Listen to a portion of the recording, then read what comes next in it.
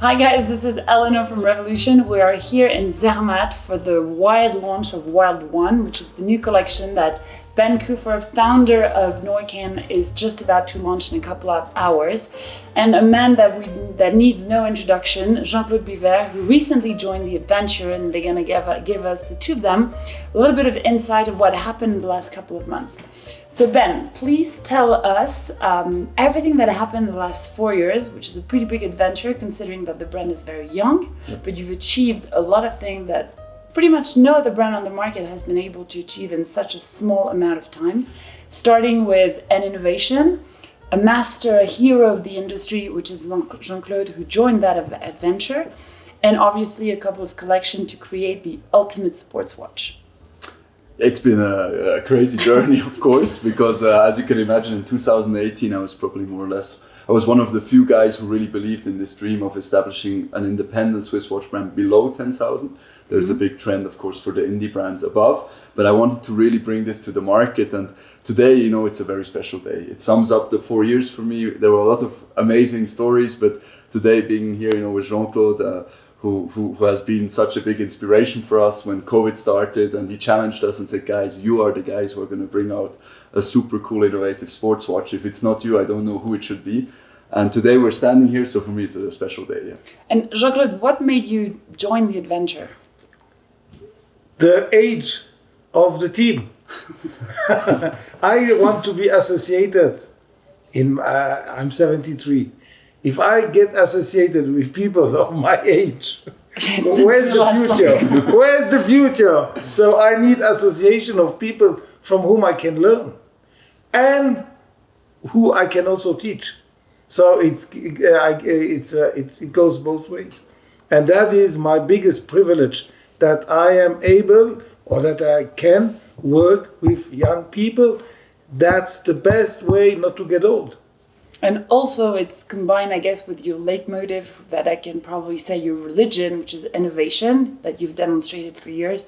And we all know that innovation means that you're the first, you're unique, and you're different. Yes. So I'm guessing that now that you're introducing Norteq with the new collection, can you explain a little bit of what it is and how Norteq became and is about to become what we hope a leading component for next watch industry? Yeah, absolutely. I mean, of course, with Jean-Claude, we were talking about, you know, what is the next step for Norqain. And Jean-Claude, he was in this very clear from the start. He said it's an ultimate sports watch, so it has to be light.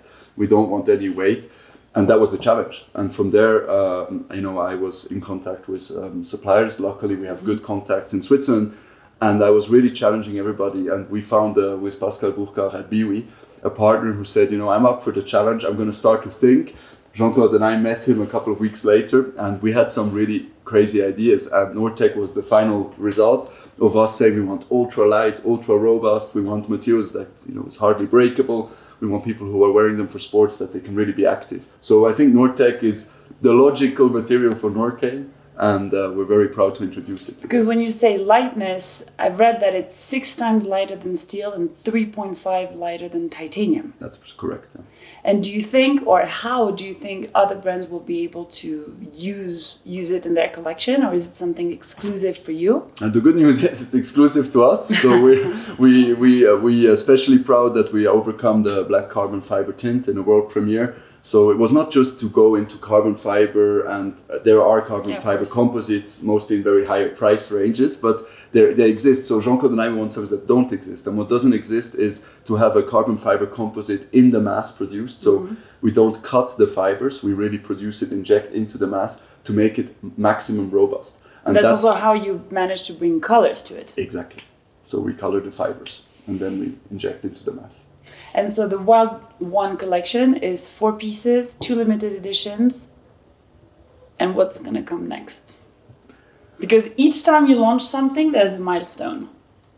Next is the consolidation. Because the step we go now is giant. It's a giant step. And with this collection, we have at least 3 years where you should consolidate and build the base. Because this collection is too good to be destroyed with other novelties. We must bring small touches, the fine tuning.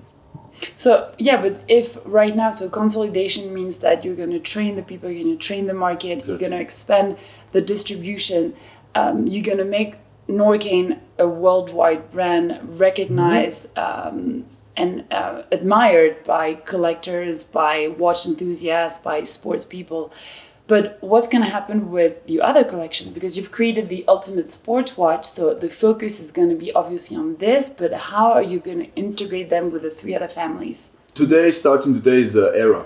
And this is the flagship of the era that we are starting today. But as Jean-Claude, he told me when we started, I said exactly this question. He said, no, you need a staircase. You need a first step to get into a brand. We cannot start, this cannot be the first step to get into the brand. And we have beautiful collections, but this is obviously what Norqain stands for. This is a new era for us to say that we are capable to work with the best suppliers in Switzerland. It's a 100% Swiss-made product with only Swiss components. So we're very, very proud about that. We did detail work to the screws that are personalized. All together at all times. Yes. And working together, so I'm going to start with Jean-Claude. What was the thing that you preferred the most in Ben? Enthusiasm, curiosity, motivation. These are values that have no price. And the things that you hated the most? These values, you cannot learn them at school. This is, it's independent from school. It comes from the heart, it comes from the head. And that is the real value of a human being. And it's not what he has learned at school. What you learn at school, every idiot can learn. And so what do you think he should learn now? Because obviously he's not perfect. He's close to being perfect, but you can still improve. So probably something that you don't like, or something that could potentially help me grow like a challenge? He should be patient, which is impossible when you are young. You cannot be patient when you are young. Really? But he should start to be a little bit more patient. That's the only advice I would give him. Take your time from now on. Don't be in a hurry. Thank you. And what about you, Ben? What was the favorite thing that you loved about Jean-Claude and working with him? Many things, but for me something that of course was to see how humble he is with us, with the team, how understanding. He challenged us a lot. I always say, for me it's nice because I know that Jean-Claude being with us means a lot, what he thinks about the brand, what he thinks about. But from Jean-Claude, I'm always happy to hear the negative. I want to know what he doesn't like and what we can do better. And he will tell you. And he will tell me. And he doesn't look for my reaction to think, so literally our discussions are, Ben, I think this should be better. And I love it because, I'm also a guy, I think I have my feet on, I can very well see where I'm going. I'm surrounded by people. We always had that spirit. We tell each other, what is right, what is wrong. Mm-hmm. And now with Jean-Claude, I have somebody who has so much experience, so much passion for this industry. And it's a privilege and we're really enjoying it. The team is loving it. I'm loving it. And we're really cherishing this time. And do you think he's perfect? As he has also a couple of things that can be fine-tuned. Nobody is perfect.